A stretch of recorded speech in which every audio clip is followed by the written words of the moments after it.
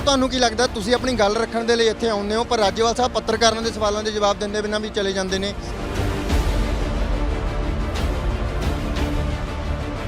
ਆਮ ਲੋਕ ਜਿਹੜੇ ਹੈਗੇ ਆ ਰਵਾਇਤੀ ਪਾਰਟੀ ਤੋਂ ਦੁਖੀ ਨੇ, ਉਹਦਾ ਦੁਖੀ ਦਾ ਕਾਰਨ ਇਹ ਆ ਵੀ ਗੱਲੇ ਨਹੀਂ ਸੁਣਦਾ ਕੋਈ।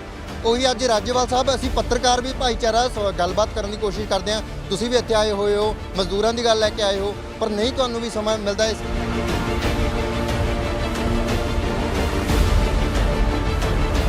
देखो आम आदमी पार्टी ਤੇ ਬੀਜੇਪੀ ਨੂੰ ਅਸੀਂ ਆਰਐਸਐਸ ਦਾ ਹੀ ਵਿੰਗ ਮੰਨਦੇ ਹਾਂ। ਅਸੀਂ ਆਪਣੇ ਬਲਬੂਤੇ ਤੇ ਕਿਸਾਨਾਂ ਦੇ ਨਾਲ ਮਜ਼ਦੂਰਾਂ ਦੇ ਨਾਲ ਇਕੱਠੇ ਹੋ ਕੇ ਇਲੈਕਸ਼ਨ ਬੜੇ ਜ਼ੋਰ ਨਾਲ ਲੜ ਸਕਦੇ ਹਾਂ। ਸੋ ਇਸ ਵੇਲੇ ਸੰਯੁਕਤ ਸਮਾਜ ਮੋਰਚੇ ਦਾ ਐਲਾਨ ਕੀਤਾ ਗਿਆ ਹੈ। ਕਿਸਾਨਾਂ ਦੇ ਵੱਲੋਂ ਇੱਕ ਨਵੀਂ ਪਾਰਟੀ ਕਹਿ ਸਕਦੇ, ਇੱਕ ਮੋਰਚਾ ਐਲਾਨਿਆ ਗਿਆ ਹੈ ਤੇ ਇਹ ਵੀ ਕਿਹਾ ਗਿਆ ਹੈ ਹਰਮੀਤ ਸਿੰਘ ਕਾਦੀਆਂ ਦੇ ਵੱਲੋਂ ਕਿ 117 ਸੀਟਾਂ ਤੇ ਚੋਣ ਲੜਨ ਦੇ ਵੀ ਸਮਰੱਥ ਹੈ ਇਹ ਮੋਰਚਾ। ਪਰ ਜਿਵੇਂ ਹੀ ਰਾਜੇਵਾਲ ਸਾਹਿਬ ਹੋਰਾਂ ਦੇ ਨਾਲ ਗੱਲਬਾਤ ਕਰਨ ਦੀ ਕੋਸ਼ਿਸ਼ ਕੀਤੀ ਜਾਂਦੀ ਹੈ, ਉੱਥੇ ਵੀ ਪ੍ਰੈਸ ਕਾਨਫਰੰਸ ਦੇ ਵਿੱਚ ਵੀ ਬਲਬੀਰ ਸਿੰਘ ਰਾਜੇਵਾਲ ਹੋਰੀ ਜਿਹੜੇ ਮੁਖੀ ਨੇ ਇਸ ਮੋਰਚੇ ਦੇ, ਔਰ ਜਿਹੜੇ ਆਉਣ ਵਾਲੇ ਸਮੇਂ ਦੇ ਵਿੱਚ ਜੇਕਰ ਚੋਣਾਂ ਲੜੀਆਂ ਜਾਂਦੀਆਂ ਨੇ ਤਾਂ ਮੁੱਖ ਮੰਤਰੀ ਦੇ ਦਾਅਵੇਦਾਰ ਵੀ ਰਾਜੇਵਾਲ ਸਾਹਿਬ ਮੰਨੇ ਜਾਂਦੇ ਨੇ, ਪਰ ਬਿਨਾਂ ਸਵਾਲਾਂ ਦੇ ਜਵਾਬ ਦਿੰਦੇ ਰਾਜੇਵਾਲ ਸਾਹਿਬ ਇੱਥੋਂ ਖਿਸਕ ਜਾਂਦੇ ਨੇ। ਪਰ ਉਹਨਾਂ ਨੂੰ ਮਿਲਣ ਦੇ ਲਈ ਬਹੁਤ ਸਾਰੀਆਂ ਜਥੇਬੰਦੀਆਂ ਇੱਥੇ ਆਉਂਦੀਆਂ ਨੇ, ਗੱਲਬਾਤ ਕਰਦੇ ਹਾਂ। ਸਤਿ ਸ਼੍ਰੀ ਅਕਾਲ। ਮੈਂ ਜੀ ਮਜ਼ਦੂਰ ਕਿਸਾਨ ਦਰਦ ਜਿਹੜਾ ਫਰੰਟ ਹੈਗਾ ਉਹਦਾ ਰਿਪਰੈਜ਼ੈਂਟੇਟਿਵ ਹੈਗਾ। ਇਹ ਮਜ਼ਦੂਰ ਕਿਸਾਨ ਦਰਦ ਫਰੰਟ ਜਿਹੜਾ ਹੈਗਾ ਇਹਦੇ ਵਿੱਚ ਜਿਹੜੇ ਬਹੁਤੇ ਮੈਂਬਰ ਨੇ, ਇਹ ਜਦੋਂ ਮਾਇਆਵਤੀ ਨੇ ਅਕਾਲੀਆਂ ਨਾਲ ਸਮਝੌਤਾ ਕਰ ਲਿਆ ਤੇ ਕਾਫੀ ਬੰਦੇ ਐਸੇ ਸਨ ਜਿਹੜੇ ਕਿ ਮਾਇਆਵਤੀ ਤੋਂ ਨਾਰਾਜ਼ ਸਨ ਅਤੇ ਜਿਹੜੇ ਬੀਐਸਪੀ ਨਾਲ ਰਲੇ ਹੋਏ ਸਨ। ਮਾਇਆਵਤੀ ਨੇ ਸਮਝੌਤਾ ਇਹਨਾਂ ਤੋਂ ਬਿਨਾਂ ਪੁੱਛੇ ਕੀਤਾ, ਇਸ ਕਰਕੇ ਅਸੀਂ ਟੁੱਟ ਕੇ ਸਾਰਿਆਂ ਦੀਆਂ ਜਥੇਬੰਦੀਆਂ ਬਣ ਗਈਆਂ। ਅੱਜ 19 ਜਥੇਬੰਦੀਆਂ ਨੇ ਜਿਹੜੀਆਂ ਨੀਲੇ ਝੰਡੇ ਦੇ ਨਾਲ, ਜਿਹੜੀਆਂ ਮਜ਼ਦੂਰਾਂ ਦੀਆਂ ਪਾਰਟੀਆਂ ਨੇ, ਜਿਹੜੀਆਂ ਕਿ ਜਿਹਨੂੰ ਆਪਾਂ ਅਧਰਮੀ ਜਾਂ ਹੋਰ ਪਾਰਟੀਆਂ ਨੇ, ਉਹਨਾਂ ਦੇ ਵਿੱਚੋਂ 19 ਜਥੇਬੰਦੀਆਂ ਇਕੱਠੀਆਂ ਹੋਈਆਂ ਨੇ। ਉਹਨਾਂ 19 ਜਥੇਬੰਦੀਆਂ ਨੂੰ ਅਸੀਂ ਅੱਜ ਰਿਪਰੈਜ਼ੈਂਟ ਕਰਦੇ ਹਾਂ ਔਰ ਅਸੀਂ ਇਹ ਚਾਹੁੰਦੇ ਹਾਂ ਕਿ ਇਹ ਮੋਰਚਾ ਸਿਰਫ ਕਿਸਾਨਾਂ ਦਾ ਹੀ ਰਹੇਗਾ ਜਾਂ ਸਿਰਫ ਇਹ ਜਿਹੜਾ ਹੈਗਾ ਗਰੀਬ ਸਮਾਜ ਦਾ ਤੇ ਮਜ਼ਦੂਰਾਂ ਸਮਾਜ ਦਾ ਵੀ ਕਿਸਾਨਾਂ ਰਹੇਗਾ। ਤੇ ਔਰ ਰਾਜੇਵਾਲ ਸਾਹਿਬ ਦੇ ਨਾਲ ਗੱਲਬਾਤ ਹੋਈ ਆ ਹੁਣ ਇਸ ਬਾਰੇ? ਸਾਡੀ ਚੜੂਨੀ ਸਾਹਿਬ ਨਾਲ, ਰਾਜੇਵਾਲ ਸਾਹਿਬ ਨਾਲ, ਸਾਰਿਆਂ ਨਾਲ ਗੱਲਬਾਤ ਚੱਲਦੀ ਹੈ, ਪਰ ਇਹ ਗੱਲ ਬੜੀ ਇੰਪੋਰਟੈਂਟ ਹੈ ਕਿ ਇਹ ਜਿਹੜਾ ਸੰਘਰਸ਼ ਹੋਇਆ ਇਹ ਅਖੀਰ ਵਿੱਚ ਸਿਰਫ ਕਿਸਾਨਾਂ ਦਾ ਹੋਏਗਾ ਜਾਂ ਮਜ਼ਦੂਰਾਂ ਦੇ ਹੱਕ ਵੀ ਇਹਦੇ ਵਿੱਚ ਨਾ ਰੱਖੇ ਜਾਣਗੇ। ਫਿਰ ਹੁਣ ਤੁਹਾਨੂੰ ਕੀ ਲੱਗਦਾ ਤੁਸੀਂ ਆਪਣੀ ਗੱਲ ਰੱਖਣ ਦੇ ਲਈ ਇੱਥੇ ਆਉਂਦੇ ਹੋ, ਪਰ ਰਾਜੇਵਾਲ ਸਾਹਿਬ ਪੱਤਰਕਾਰਾਂ ਦੇ ਸਵਾਲਾਂ ਦੇ ਜਵਾਬ ਦਿੰਦੇ ਬਿਨਾਂ ਵੀ ਚਲੇ ਜਾਂਦੇ ਨੇ।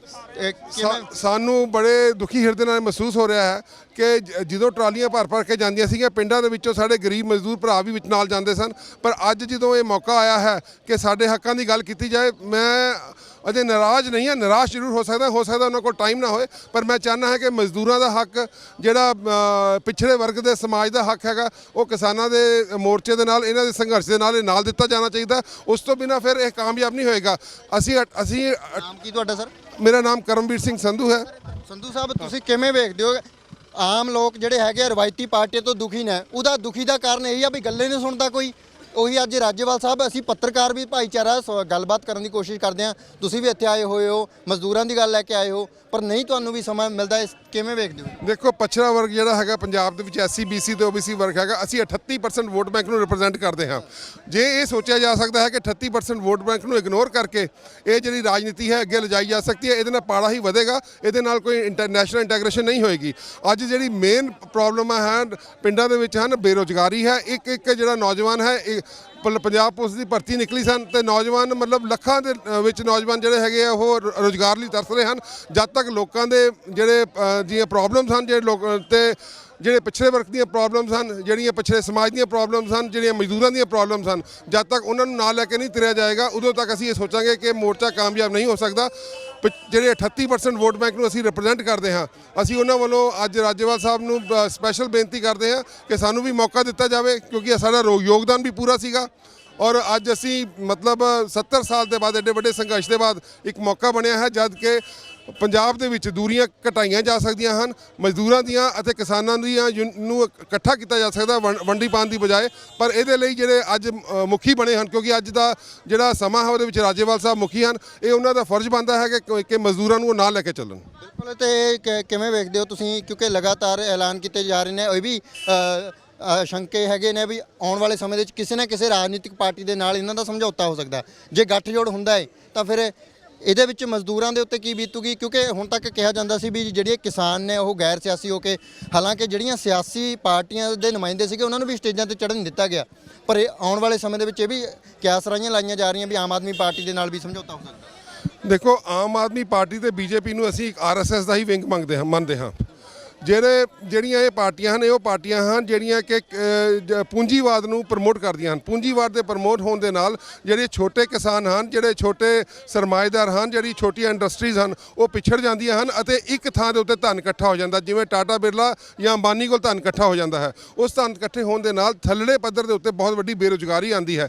ਇਹੋ ਜਿਹਾ ਹੀ ਜਿਹੜਾ ਸਮਾਧਾਨ ਸੀਗਾ ਅਕਾਲੀ ਗੌਰਮੈਂਟ ਵੇਲੇ, ਜਿਹੜੀਆਂ ਛੋਟੇ ਬੱਸਾਂ ਦੇ ਪਰਮਿਟ ਦਿੱਤੇ ਹੋਏ ਸੀਗੇ, ਕੋਈ ਸ਼ਹੀਦ ਪਰਿਵਾਰ ਨੂੰ, ਕਿਸੇ ਸ਼ਹੀਦ ਫੌਜੀ ਨੂੰ ਬੱਸ ਦਾ ਪਰਮਿਟ ਦਿੱਤਾ ਹੁੰਦਾ ਸੀਗਾ, ਕਿਤੇ ਟੈਂਪੂ ਚੱਲਦਾ ਸੀਗਾ, ਉਹਨਾਂ ਦੇ ਪਿੱਛੇ ਡੀਟੀਓ ਲਾ ਕੇ, ਅਫਸਰ ਲਾ ਕੇ, ਉਹਨਾਂ ਨੇ ਸਾਰੇ ਪਰਮਿਟ ਇਕੱਠੇ ਕਰਕੇ ਤੇ ਹਜ਼ਾਰਾਂ ਲੋਕਾਂ ਦੇ ਜਿਹੜੇ ਰੋਜ਼ਗਾਰ ਸੀ ਬੰਦ ਕਰਕੇ ਇੱਕ ਪਰਿਵਾਰ ਦਾ ਰੋਜ਼ਗਾਰ ਚਲਾਤਾ, ਜਿਹਨੂੰ ਆਰਬਿਟ ਬੱਸ ਕਹਿੰਦੇ ਹਨ। ਅੱਜ 300 ਬੱਸਾਂ ਉਹਨਾਂ ਦੀਆਂ ਚੱਲਦੀਆਂ ਹਨ, ਪਰ 300 ਪਰਿਵਾਰ ਭੁੱਖੇ ਵੀ ਮਰ ਰਹੇ ਹਨ। ਇਸੇ ਤਰ੍ਹਾਂ ਜਿਹੜਾ ਪੂੰਜੀਵਾਦ ਹੈ, ਆਰਐਸਐਸ ਜਿਹੜੀ ਹੈ, ਬੀਜੇਪੀ ਜਿਹੜੀ ਆਮ ਪਾਰਟੀ ਹੈ, ਪੂੰਜੀਵਾਦ ਦੀ ਸਮਰਥਨ ਹੈ। ਇਹ ਜਿਹੜਾ ਧਨ ਹੈ ਇਕੱਠਾ ਕਰਕੇ ਇੱਕ ਵੱਡੀ ਕੰਪਨੀਆਂ ਨੂੰ ਜਾ ਕੇ ਦੇਣਗੇ, ਜਦ ਕਿ ਜਿਹੜੇ ਛੋਟੇ ਬੰਦੇ, ਜਿਸ ਤਰ੍ਹਾਂ ਮੈਂ ਹੁਣੇ ਬੇਨਤੀ ਕੀਤੀ ਕਿ ਕਿੱਦਾਂ 300 ਲੋਕਾਂ ਦਾ ਰੋਜ਼ਗਾਰ ਬੰਦ ਕਰਕੇ ਇੱਕ ਰੋਜ਼ਗਾਰ ਬਣਾਇਆ ਗਿਆ। ਇਸੇ ਤਰ੍ਹਾਂ ਜਿਹੜਾ ਰੇਤੇ ਦਾ ਬਿਜ਼ਨਸ ਸੀਗਾ, ਜਿਹੜਾ ਬਜਰੀ ਦਾ ਬਿਜ਼ਨਸ ਸੀਗਾ, ਉਸ ਬਿਜ਼ਨਸ ਦੇ ਵਿੱਚ ਬਹੁਤ ਮਤਲਬ ਕੋਈ ਜ਼ਮਾਨਾ ਹੁੰਦਾ ਸੀਗਾ ਜਦੋਂ ਜੱਟ ਜੀਰੂ ਲਾ ਕੇ ਵਿਹਲੇ ਹੋ ਜਾਂਦੇ ਸਨ, ਟਰੈਕਟਰ ਕੱਢਦੇ ਸਨ ਮੁੰਡੇ, ਆਪਣੇ ਜਵਾਨ ਨਾਲ ਸ਼ੀਰੀ ਵੀ ਚੱਲ ਜਾਂਦੇ ਸਨ, ਰੇਤਾ ਭਰ ਕੇ ਪਿੰਡੋਂ ਬਾਹਰ ਜਾ ਕੇ ਸ਼ਹਿਰ 'ਚ ਸੁੱਟੇ ਆਉਂਦੇ ਸਨ, ਗੱਡੀ 'ਚ ਡੀਜ਼ਲ ਵੀ ਪੈ ਜਾਂਦਾ ਸੀ, 4 ਪੈਸੇ ਵੀ ਬਣ ਜਾਂਦੇ ਸਨ ਤੇ ਪੰਜਾਬ ਖੁਸ਼ਹਾਲ ਸੀਗਾ। ਉਸ ਤੋਂ ਬਾਅਦ ਇਹ ਇਸ ਤਰ੍ਹਾਂ ਦਾ ਸਿਸਟਮ ਚੱਲਿਆ ਜਿਹਦੇ ਵਿੱਚ ਜਿਹੜੇ ਆਪਣੇ ਪੋਲੀਟੀਕਲ ਪਾਰਟੀਆਂ ਦੇ, ਬੇਸ਼ੱਕ ਕਾਂਗਰਸ ਸੀ, ਬੇਸ਼ੱਕ ਅਕਾਲੀ ਸੀ, ਉਹਨਾਂ ਨੇ ਜਿਹੜਾ ਰੇਤੇ ਬਜਰੀ ਦਾ ਬਿਜ਼ਨਸ ਸੀਗਾ, ਇਹ ਵੱਡੇ ਮਿਨਿਸਟਰਾਂ ਦੇ ਹਵਾਲੇ ਕਰ ਦਿੱਤਾ ਅਤੇ ਇੱਕ ਸਿਸਟਮ ਬਣਾ ਦਿੱਤਾ ਗਿਆ। ਬੜੇ ਚਿਰ ਇਹ ਸੋਚਿਆ ਗਿਆ ਕਿ ਲੋਕਾਂ ਨੂੰ ਫਿਰ ਅਣਗੌਲਿਆ ਕੀਤਾ ਗਿਆ। ਤੇ ਫਿਰ ਜੇ ਹੁਣ ਇਹਨਾਂ ਦਾ ਕਿਸੇ ਵੀ ਇਸ ਪਾਰਟੀ ਦੇ ਨਾਲ ਹੀ ਰਾਜਨੀਤਿਕ ਸਮਝੌਤਾ ਹੋ ਜਾਂਦਾ, ਤਾਂ ਅੱਜ ਤਾਂ ਤੁਸੀਂ ਆਪਣੀ ਫਰਿਆਦ ਲੈ ਕੇ ਆਏ ਸੀ, ਫਿਰ ਕੀ ਵਿਰੋਧ ਕਰਦੇ ਵੀ ਨਜ਼ਰ ਆ ਸਕਦੇ ਹੋ? ਹਾਂਜੀ, ਜੇ ਸਾਡੀ ਫਰਿਆਦ ਨਾ ਸੁਣੀ ਗਈ ਤਾਂ ਫਿਰ ਦੇਖੋ ਕਿਸੇ ਨਾ ਕਿਸੇ ਹਾਲ ਦੇ ਵਿੱਚ ਜਿਹੜਾ 38% ਵੋਟ ਬੈਂਕ ਪੰਜਾਬ ਦਾ ਹੈ, ਉਹ ਕਿਸੇ ਨਾ ਕਿਸੇ ਆਵਾਜ਼ ਦੇ ਵਿੱਚ ਕਿਤੇ ਨਾ ਕਿਤੇ ਇਕੱਠਾ ਤਾਂ ਹੋਏਗਾ। ਪਰ ਮੈਂ ਚਾਹੁੰਦਾ ਕਿ ਕਿ ਇਹ ਜਿਹੜੀ ਆਰਐਸਐਸ ਨਾਲ ਦਾ ਸਮਰਥਨ ਦੇਣ ਵਾਲੀਆਂ ਪਾਰਟੀਆਂ ਹਨ, ਬੀਜੇਪੀ ਹੈ, ਆਰਐਸਐਸ ਤੇ ਆਮ ਪਾਰਟੀ ਹੈ, ਉਸ ਤੋਂ ਜਿਹੜਾ ਦੂਰ ਰਿਹਾ ਜਾਏ। ਅਸੀਂ ਆਪਣੇ ਬਲਬੂਤੇ ਤੇ ਕਿਸਾਨਾਂ ਦੇ ਨਾਲ, ਮਜ਼ਦੂਰਾਂ ਦੇ ਨਾਲ ਇਕੱਠੇ ਹੋ ਕੇ ਇਲੈਕਸ਼ਨ ਬੜੇ ਜ਼ੋਰ ਨਾਲ ਲੜ ਸਕਦੇ ਹਾਂ। ਥੋੜਾ ਹੌਸਲਾ ਰੱਖਣ ਦੀ ਲੋੜ ਹੈ ਸਾਨੂੰ। ਕਿਸੇ ਨਾ ਪਾਰਟੀਆਂ ਨੂੰ, ਦੋ ਪਾਰਟੀਆਂ ਨੂੰ ਤੁਸੀਂ ਆਰਐਸਐਸ ਕਹਿਤਾ, ਬੀਜੇਪੀ ਤੇ ਉਹਨੂੰ, ਹਨਾ, ਤੇ ਕਾਂਗਰਸ ਤੇ ਅਕਾਲੀਆਂ ਨੂੰ ਫਿਰ ਕੀ ਕਹਿੰਦੇ ਹੋ? ਦੇਖੋ ਜੀ, ਕਾਂਗਰਸ ਤੇ ਅਕਾਲੀ, ਜਿਹੜੇ ਅਕਾਲੀਆਂ ਦੇ ਬਾਰੇ ਤਾਂ ਅਸੀਂ ਚੰਗੀ ਤਰ੍ਹਾਂ ਜਾਣਦੇ ਹਾਂ ਕਿ ਜੋ ਪੰਜਾਬ ਦੀ ਨੌਜਵਾਨੀ ਦਾ ਘਾਣ ਹੋਇਆ, ਜੋ ਡਰੱਗ ਦਾ ਕੰਮ ਹੋਇਆ ਹੈ, ਜੋ ਬੱਸਾਂ ਦੇ ਉੱਪਰ, ਜਿਹੜੇ ਮੈਂ ਹੁਣੇ ਗੱਲ ਬੇਨਤੀ ਕੀਤੀ ਸੀਗੀ, ਜਿੱਦਾਂ ਰੇਤ ਬਜਰੀ ਦਾ ਕੰਮ ਕੀਤਾ ਸੀਗਾ, ਇਹ ਅਕਾਲੀਆਂ ਵੇਲੇ ਬਹੁਤ ਜ਼ਿਆਦਾ ਵਧਿਆ ਗਿਆ। ਸੋ ਉਹਨਾਂ ਨੇ ਉਹਨਾਂ ਦੇ ਕਰਕੇ ਅਨਐਮਪਲੋਇਮੈਂਟ, ਮਾਸਿਵ ਅਨਐਮਪਲੋਇਮੈਂਟ ਆਈ। ਕਾਂਗਰਸ ਤੇ ਅਕਾਲੀਆਂ ਦੀ ਵਾਰੀ ਰਾਜ ਆਉਂਦਾ ਰਿਹਾ। ਮਾਸਿਵ ਅਨਐਮਪਲੋਇਮੈਂਟ ਕਰਕੇ ਅੱਜ ਜਿਹੜੇ ਨੌਜਵਾਨ ਹਨ, ਉਹਨਾਂ ਨੂੰ ਇੱਥੇ ਕਿਤੇ ਰੋਜ਼ਗਾਰ ਨਹੀਂ ਮਿਲ ਰਿਹਾ। ਆਈਲੈਟ ਕਰਕੇ ਦੇਸ਼ ਛੱਡ ਕੇ ਲੋਕੀ ਜਾ ਰਹੇ ਹਨ। ਜਿਹੜੀਆਂ ਸੋਨੇ ਦੀਆਂ ਮੋਹਰਾਂ ਲੈ ਕੇ ਗੁਰੂਆਂ ਨੇ ਧਰਤੀ ਜਿਹੜੀ ਸਾਨੂੰ ਦਿੱਤੀ ਗਈ ਸੀਗੀ, ਟੋਡਰਮਲ ਜੈਨ ਨੇ ਲੈ ਕੇ ਦਿੱਤੀ ਸੀ, ਅੱਜ ਅਸੀਂ ਵੇਚ ਕੇ ਨੌਜਵਾਨ ਪੀੜ੍ਹੀ ਇਸ ਤੋਂ ਬਾਹਰ ਜਾ ਰਹੀ, ਕਿਉਂਕਿ ਸਾਡੇ ਕੋਲ ਰੁਜ਼ਗਾਰ ਹੀ ਨਹੀਂ ਹਨ। ਮਾਸਿਵ ਅਨਐਮਪਲੋਇਮੈਂਟ ਹੈ, ਮਾਸਿਵ ਬੇਰੁਜ਼ਗਾਰੀ ਹੈ, ਉਹਦੇ ਬਾਰੇ ਕਿਸੇ ਨੇ ਸੋਚਿਆ ਨਹੀਂ ਹੈ। ਔਰ ਨੌਜਵਾਨੀ ਨੌਜਵਾਨਾਂ 'ਚ ਵੀ ਹੈ, ਮਜ਼ਦੂਰਾਂ 'ਚ ਵੀ ਹੈ। ਜਿਹੜਾ ਹੇਠਲਾ ਵਰਗ ਹੈ, ਉਹਦੇ ਵਿੱਚ ਬੇਰੁਜ਼ਗਾਰੀ ਜ਼ਿਆਦਾ ਹੁੰਦੀ ਹੈ।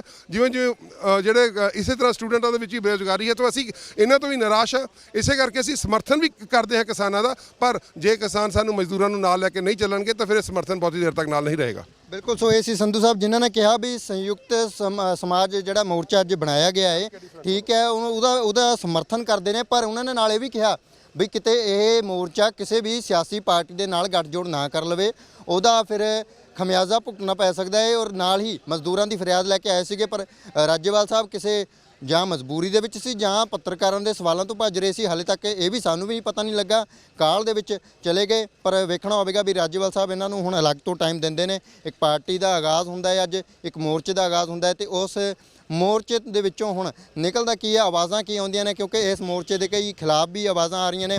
ਹਾਲਾਂਕਿ ਇਹ ਸੰਯੁਕਤ ਕਿਸਾਨ ਮੋਰਚੇ ਦੇ ਵੱਲੋਂ 32 ਜਥੇਬੰਦੀਆਂ ਦੇ ਵੱਲੋਂ ਐਲਾਨ ਨਹੀਂ ਹੈ। ਕੁਝ ਜਥੇਬੰਦੀਆਂ ਜਿਹੜੀਆਂ 22 ਜਥੇਬੰਦੀਆਂ ਜਿਹੜੀਆਂ ਅੱਜ ਇਸ ਦੇ ਵਿੱਚ ਸ਼ਮੂਲੀਅਤ ਕਰਦੀਆਂ ਨੇ, ਪਰ ਹਾਲੇ ਵੀ 9 ਦੇ ਲਗਭਗ ਜਿਹੜੀਆਂ ਜਥੇਬੰਦੀਆਂ ਉਹ ਇਹਦੇ ਖਿਲਾਫ ਵੀ ਭੁਗਤ ਸਕਦੀਆਂ ਨੇ। ਪਰ ਇਹ ਭਵਿੱਖ ਦੇ ਗਰਭ ਦੇ ਵਿੱਚ ਪਿਆ ਵੀ ਇਸ ਮੋਰਚੇ ਦੇ ਬਾਰੇ ਕੀ ਐਲਾਨ ਹੁੰਦੇ ਨੇ ਅਤੇ ਇਸ ਦਾ ਰੁਖ ਕਿੱਧਰ ਨੂੰ ਜਾਵੇਗਾ। ਸਤਨਾਮ ਸਿੰਘ ਦੇ ਨਾਲ ਜਗਦੀਪ ਸਿੰਘ ਥਲੀ, ਪੰਜਾਬੀ ਲੋਕ ਚੈਨਲ, ਚੰਡੀਗੜ੍ਹ।